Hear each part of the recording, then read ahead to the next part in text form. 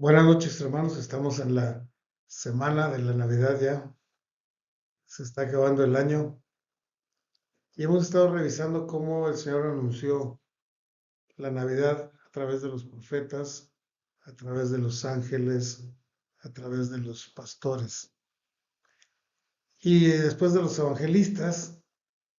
Y en esta ocasión vamos a ver cómo el apóstol Pablo anuncia la Navidad. Claro que él lo escribió 40, 50 años después, pero después de que ocurrieron la muerte de Jesús, o sea que habían pasado ya 60 años quizás. Pero el mensaje es el mismo, visto desde otro ángulo.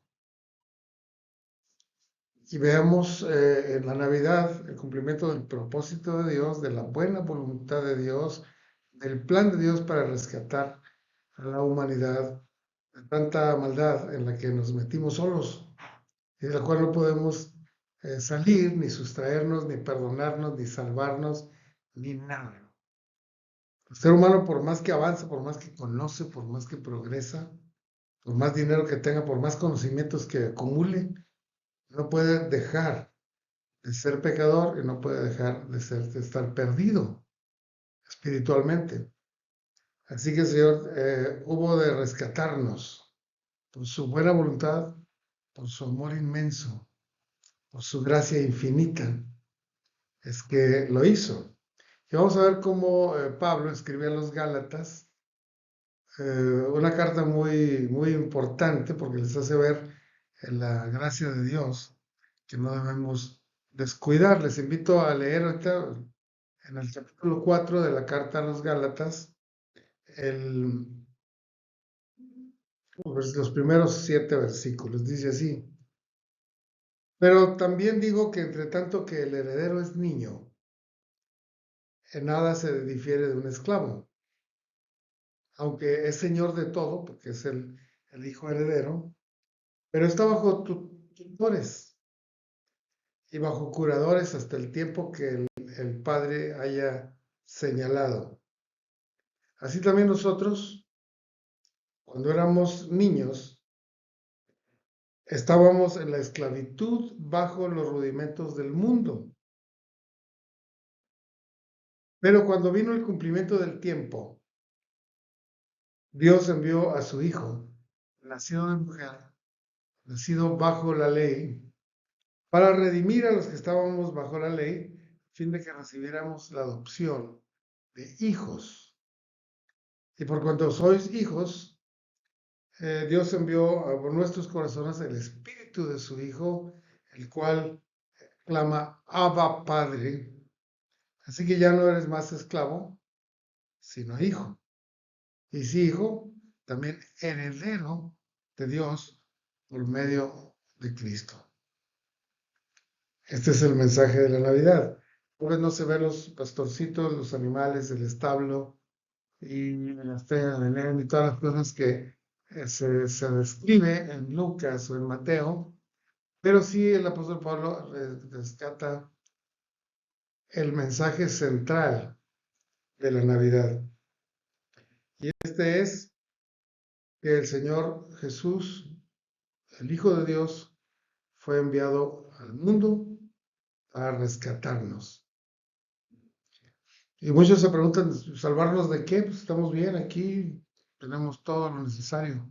Sí, pero estamos usándolo mal, estamos en pecado y en esclavitud del pecado.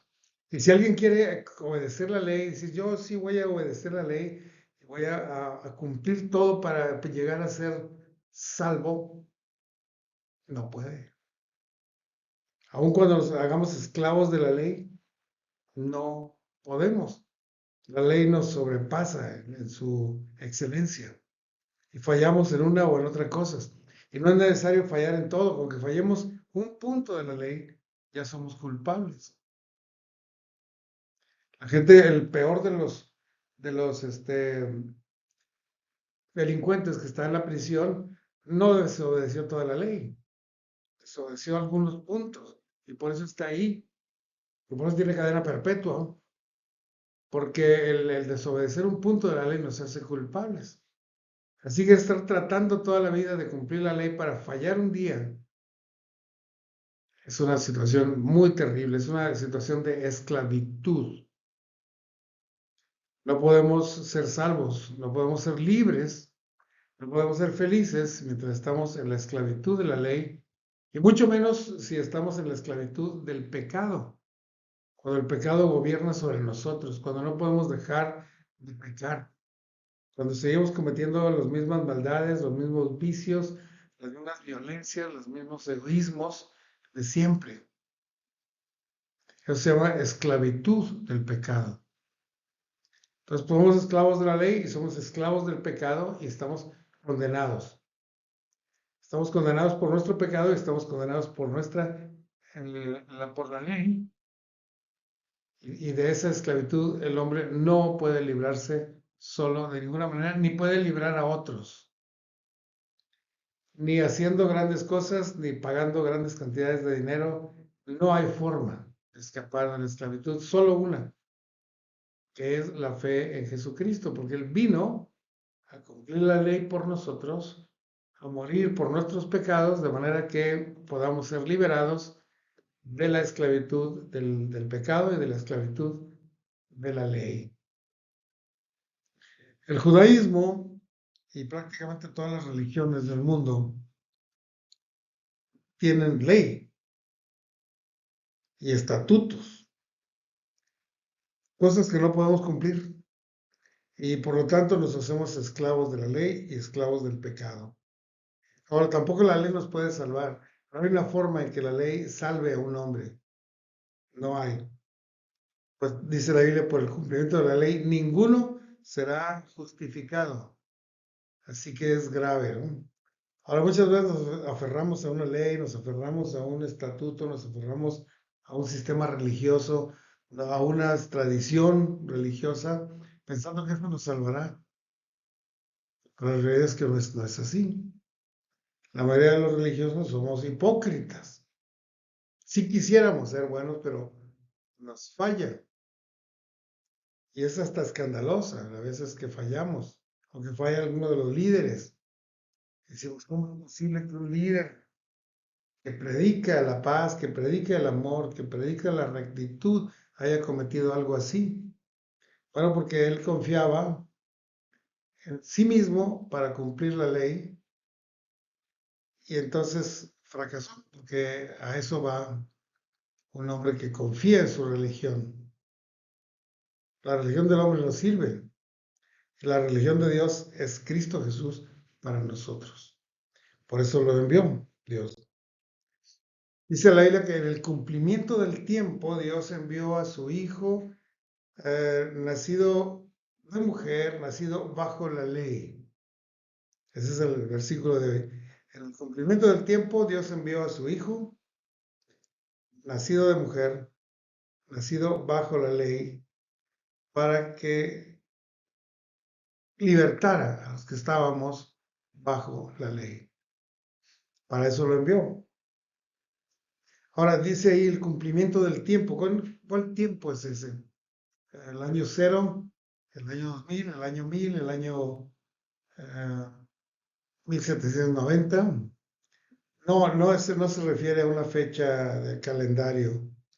De hecho, hay calendario judío, hay calendario chino, hay calendario egipcio, hay calendario gregoriano, y entonces en cada calendario hay una fecha distinta.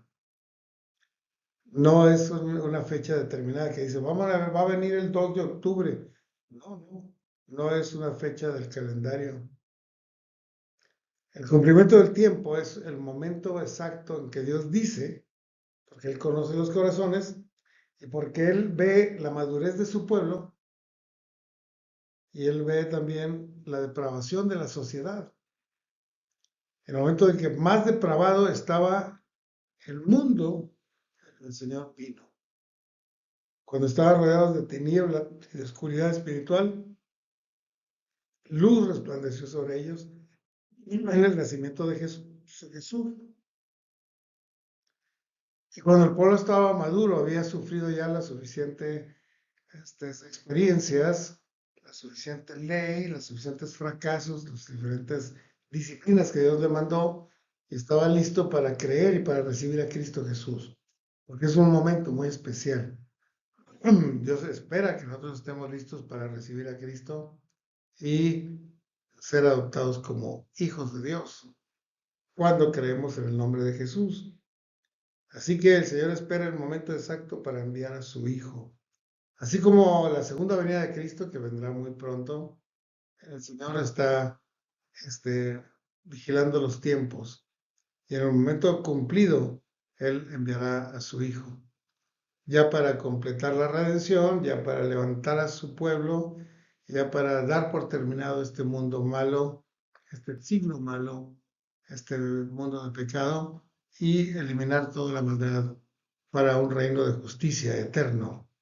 Eso va a venir también y va a venir el momento en que Dios decide, no en una fecha de calendario, ni calendario judío, ni calendario gregoriano, ni calendario chino, ni ninguno de esos calendarios, sino cuando el Señor sepa que es el momento cumplido, el momento perfecto, cuando la iglesia haya madurado y cuando la sociedad se haya depravado a tal grado que no pueda seguir más. Hoy vemos indicios de depravación tremenda, moral, intelectual, sexual, matrimonial. Hay depravación. Y va a llegar el momento en que la ira, la copa de la ira se va a llenar, se va a rebosar. Y en ese momento el Señor vendrá. Y también la iglesia ha estado flojeando muchas cosas y cada vez estamos obedeciendo más al Señor hasta que lleguemos al nivel de madurez de que vayamos a predicar el Evangelio por todo el mundo y entonces vendrá el final. El cumplimiento del tiempo lo determina el Señor en base a esos indicadores que Él puede ver desde los cielos con toda claridad. Así vino en su primera visita el Señor Jesús, eh, cumpliendo los tiempos. El nacido de mujer y nacido bajo la ley es una expresión muy importante y muy exacta, muy definitoria, porque dice que la Navidad según San Pablo es que Dios envió a su Hijo como regalo de Dios al género humano. Por eso dice nacido de mujer, porque en ese momento se convertía en un Dios hombre. Y necesitaba hacerse hombre para estar bajo la ley, porque siendo Dios está sobre la ley. Dicen ahora los políticos y los comunicadores, nadie está por encima de la ley. Y todos los delincuentes grandes están por encima de la ley, esa es la realidad. Pero de la ley de Dios nadie está por encima más que Dios. Y cuando el Señor Jesús vino a la tierra, dejó su trono de glorias, dejó su divinidad todopoderosa en el cielo para venir a formarse como un ser humano, nacido de mujer y sujeto a la ley. Esa es la situación del Señor Jesús, que vino para rescatarnos, para librarnos de la esclavitud, del pecado. Ahora, vino para sacarnos de la situación de esclavos a la situación de hijos de Dios amados. Redimidos quiere decir, se ha pagado el precio, eso es redimir. Voy a redimir a ese esclavo. ¿Cuánto cuesta ese esclavo? Pues 30 piezas de plata. Aquí está. Y lo libraban. Eso es lo que costaba tradicionalmente un esclavo, 30 piezas de plata. El Señor Jesús vino para morir por nosotros y fue vendido por 30 piezas de plata para entonces pagar el precio de nuestra esclavitud. Pero por supuesto que el Señor vale muchísimo más. De hecho, una vida humana vale mucho más. El Señor por eso vino a derramar su sangre inocente, pura, salvífica, para poder liberarlos a todos de la esclavitud del pecado, de la esclavitud de la ley, de la muerte y de la condenación, que son las 4 cosas más terribles que le puede pasar a un ser humano. El Señor vino. Y la sangre del Señor es muy valiosa. Es la sangre del nuevo pacto, por medio de la cual somos adoptados como hijos amados, ya no como esclavos condenados, sino como hijos amados y libres. Libres como un hijo. Libres no solo de hacer lo que nosotros queremos, que ya se suena bonito eso, sino libres de dejar de pecar, libres de estar siendo vigilados y acusados por la ley, libres de acercarnos al Dios Padre confiadamente a pedir lo que queramos. Estamos en Cristo y porque somos salvos, porque somos limpios y santos por el Espíritu Santo. Así que el único requisito que nos pide el Señor para librarnos de la esclavitud y convertirnos en hijos amados es la fe en el nombre de Jesucristo. Muchos dirán, pues qué fácil está eso. Pues sí está fácil, pero el 90% de la población del mundo no lo ha recibido. Por más fácil que el Señor nos ha puesto. Se necesita entendimiento, se necesita sumisión, se necesita humildad, conocer que somos pecadores. Muchas cosas necesitamos hacer para decir, ok, yo creo, yo acepto a Jesucristo para ser salvo. Por eso explicamos tantas cosas de la Biblia, porque queremos que cada uno de nosotros, cada uno de ustedes, cada uno que escucha esto, entienda que es necesario arrepentirnos de nuestra maldad, humillarnos delante de Dios y aceptar el regalo que Dios tiene esta Navidad, que es la persona de Jesucristo, para salvarnos del pecado.